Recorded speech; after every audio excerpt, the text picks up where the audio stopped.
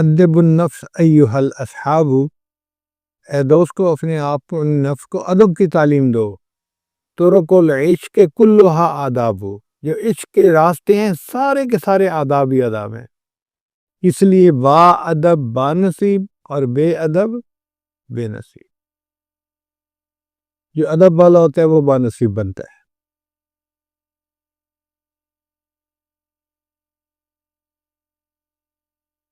امام احمد بن حنبل رحمۃ اللہ علیہ سفر پہ جا رہے تھے تو ایک شاگرد ساتھ تھا۔ کچھ عرصے بعد وہ فوت ہو گیا تو کسی نے خواب میں اس سے پوچھا، سناؤ بھائی آگے کیا بنا؟ کہنے لگا کہ اللہ نے میری مغفرت فرما دی۔ اس نے کہا واہ، کون سا عمل تھا جس پر تیری مغفرت ہوئی؟ کہنے لگا کہ میں نے اپنے استاد کا ادب کیا تھا۔ اس نے پوچھا کیسے کیا تھا؟ کہنے لگے کہ ایک جگہ نماز پڑھنے کا وقت تھا تو ہم نہر کے کنارے پہ تھے تو ہم نے سوچا کہ وضو کر لیتے ہیں۔ تو امام احمد بن حنبل رحمۃ اللہ علیہ وضو کرنے بیٹھے اور میں بھی نہر پر وضو کرنے بیٹھا۔ جب میں نے اپنے ہاتھ دھوئے تو میں نے محسوس کیا کہ میرا مستعمل پانی جو ہے وہ بہہ کے جا رہا ہے استاد کی طرف۔ استاد نیچے کی طرف بیٹھے ہیں، میں اوپر کی طرف بیٹھا ہوں۔ تو میرے دل میں بات آئی کہ یہ تو ادب کے خلاف ہے۔ میرے استاد اتنے علم والے اور میں ان کے ساتھ بے ادبی کا معاملہ کروں۔ میں اس جگہ سے اٹھا اور استاد کی جو نیچے کی طرف تھی وہاں آ کے بیٹھ گیا کہ تاکہ استاد کا پانی میری طرف آ کر بہے۔ میرے اس عمل کو اللہ نے پسند کر لیا اور میری زندگی کے سب گناہوں کو معاف کر دیا۔ اس عمل کے اوپر ادب کی وجہ سے اللہ نے سب گناہوں کو معاف کر دیا۔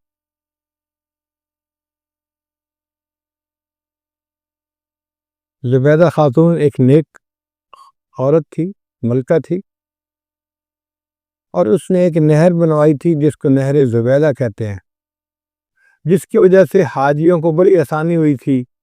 پیاسے لوگ پانی پیتے تھے، وضو کرتے تھے اور اس کو دعائیں دیتے تھے۔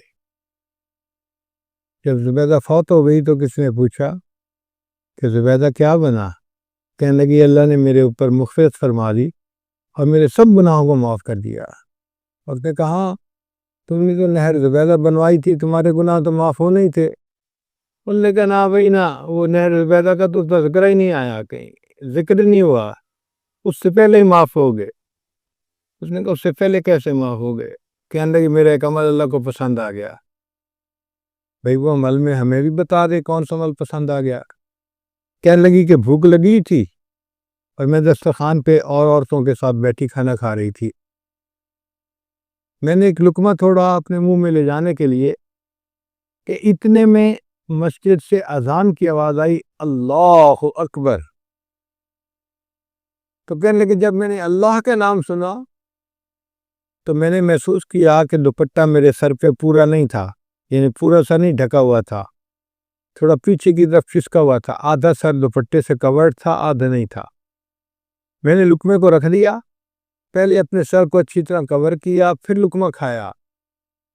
تو اللہ کو میری بات پسند آ گئی کہ تمہیں لقمے کھانے میں جو تھوڑی دیر تاخیر کی، یہ میرے نام کے ادب کی وجہ سے، چل میں نے اس پر تیرے سب گناہوں کو معاف کر دیا۔ تو جو ادب کرتا ہے اللہ تعالیٰ پھر اس کے ساتھ ایسے معاملہ کرواتا ہے۔ ایک بزرگ تھے بشر حافی رحمۃ اللہ علیہ، شراب پیتے تھے۔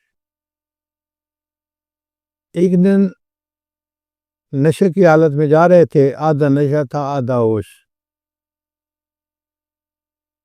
اچانک انہوں نے زمین پہ ایک کاغذ کو پڑے ہوئے دیکھا جس کے اوپر اللہ کا نام لکھا ہوا تھا۔ تو دل میں خیال آیا کہ اللہ کا نام لکھا ہوا ہے اور یہ کاغذ زمین پہ پڑا ہے۔ انہوں نے اس کو اٹھا کے ایک اونچی جگہ دیوار کے اندر تھی سراغ، اس میں رکھ دیا۔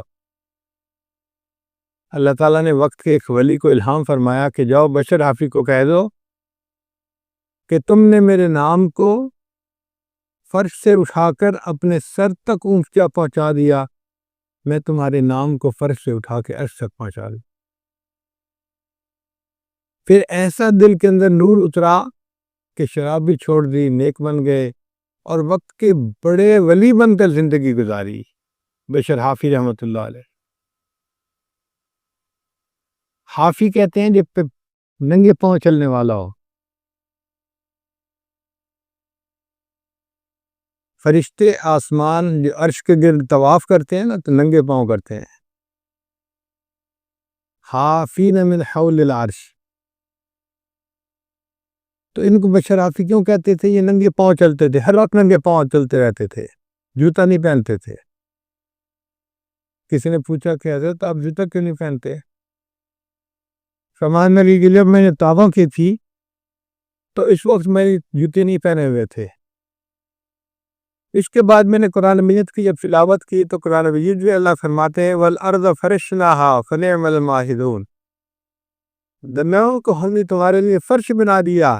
اب میری حیات یہ ہے کہ جس کو اللہ نے میرے لیے فرش بنا دیا میں جوتوں کے ساتھ اس پر کیسے چلوں؟ ننگے پاؤں چلتا، میں جوتے نہیں پہنتا. یہ میرے اللہ کا فرش ہے. اللہ کی شان دیکھیں کہ ان کا عذاب اتنا تھا کہ جوتے نہیں پہنتے تھے. اور اللہ کا معاملہ کیا تھا؟ ایک دن ایک آدمی گدھا لے کے جا رہا تھا، گدھے نے راستے کے درمیان میں پیشاب کر دیا، لید کر دی. گدھے والا رونے لگ گیا. لوگوں نے پوچھا رو کیوں رہے ہو؟ کہتے ہیں مجھے لگتا ہے کہ بشر حافی فوت ہو گئے. اس نے کہا تمہیں کیسے پتا چلا؟ اس نے کہا ایسی ہے کہ یہ بندہ پیدل چلتا تھا راستوں کے اوپر، تو میں نے نوٹ کیا کہ میرا گدھا جب بھی لیڈ کرنے لگتا تھا تو وہ راستے کے درمیان سے کنارے پہ ہٹ کے کرتا تھا تاکہ نجاست راستے میں نہ پھیلے. آج اس نے راستے کے درمیان میں نجاست پھیلائی. میں سمجھ گیا اللہ کا وہ دوست دنیا سے رخصت ہو گیا، وہ فوت ہو گیا. اور واقعی بشر حافی فوت ہو چکے تھے. جب تک ننگے پاؤں چلتے رہے اللہ نے جانوروں کو زمین کے اوپر نجاست نہیں پھیلانے دی. یہ ادب بڑی نعمت ہے. آپ بھی اپنے گھروں میں جائیں تو والدہ کا ادب کریں، والد کا ادب کریں، بڑے بھائی کا ادب کریں، بڑی بہن کا ادب کریں، بڑوں کا ادب کریں، استاد کا ادب کریں. ادب سے بڑی نعمتیں ملتی ہیں. خاص طور پر علم نافع انسان کو ادب سے ملتا ہے. یہ نفع دینے والا علم ہوتا ہے نا، جو علم کا نور کہلاتا ہے، وہ ادب کی وجہ سے انسان کو ملتا ہے.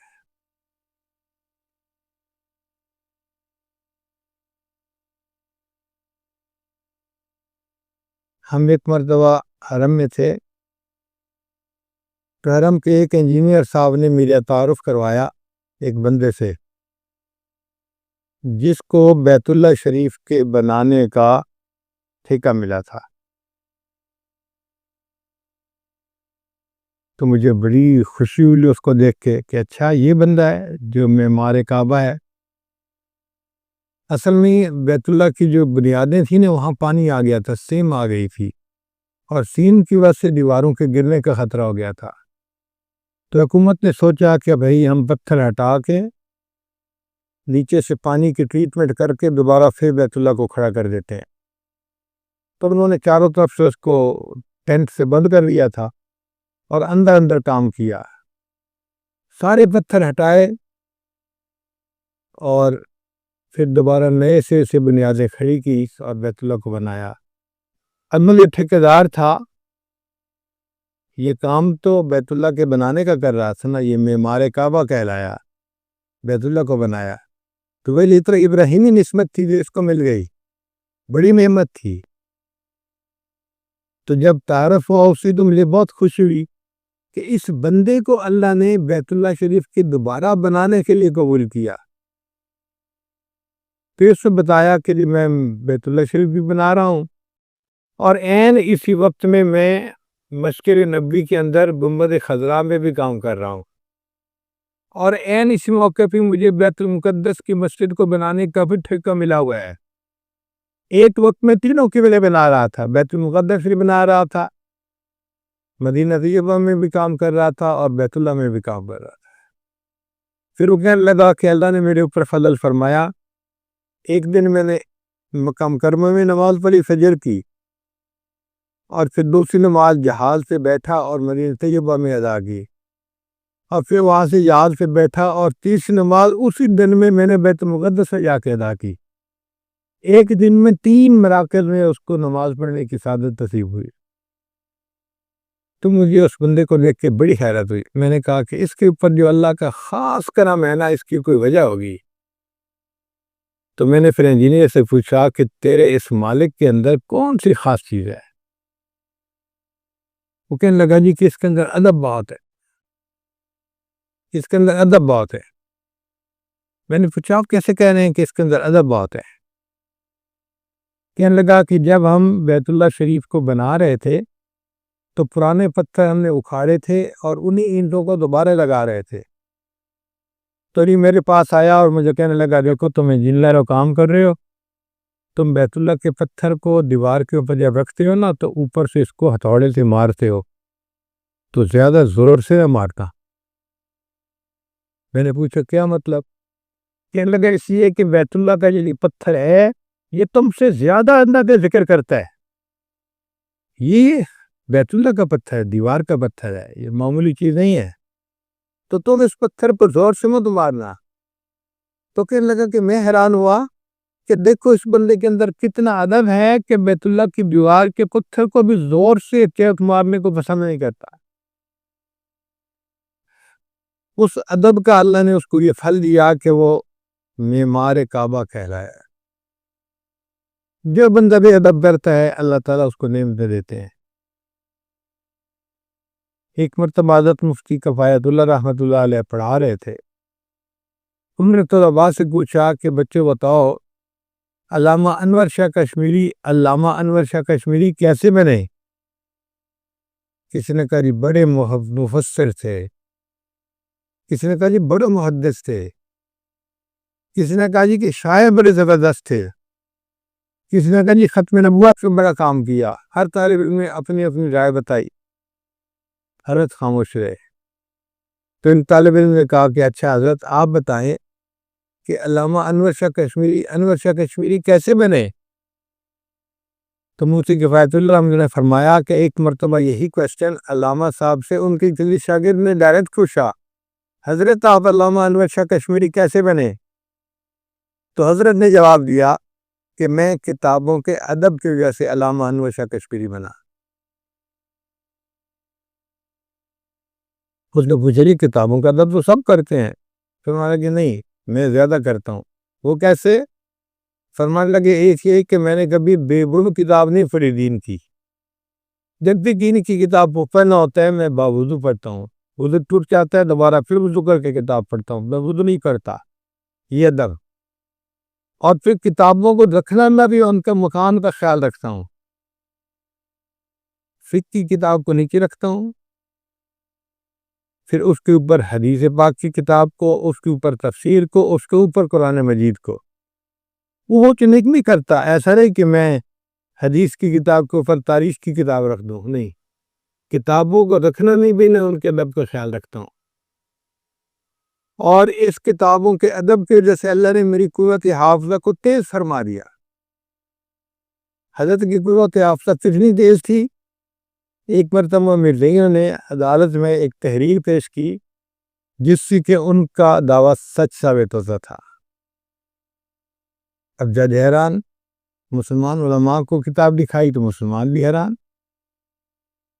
قدرتاً علامہ انور شاہ کشمیری رحمۃ اللہ وہاں موجود تھے، ان کو کتاب دکھائی گئی، انہوں نے کتاب کو دیکھتے ہی کہا کہ دیکھیں یہ فوٹو کاپی کروائی گئی ہے، پوری طرح کتاب کو منگایا جائے، یہاں پہ کوئی چیز حذف ہوئی ہے۔ جہاں انہوں نے نشاندہی کی تھی، جب اصل کتاب منگوا کے اس کو تقابل کیا گیا تو پتہ چلا کہ فوٹو کاپی میں ایک لائن درمیان میں سے نکال دی گئی تھی، اور ایک لائن نکالنے سے پچھلی عبارت اور اگلی عبارت جب ملتی تھی تو ان کا موقف واضح ہو جاتا تھا۔ تو لوگ بڑے حیران، حضرت آپ نے پہچان لیا؟ فرمان لگے ہاں میں نے آج سے 27 سال پہلے یہ کتاب پڑھی تھی، اس وقت کی بات آج تک مجھے یاد ہے، 27 سال پہلے کی بات مجھے آج تک یاد ہے۔ تو یہ علم جو ہے یہ ادب کی وجہ سے ملا، اور علامہ انور شاہ کشمیری رحمۃ اللہ علیہ انور شاہ کشمیری بن گئے۔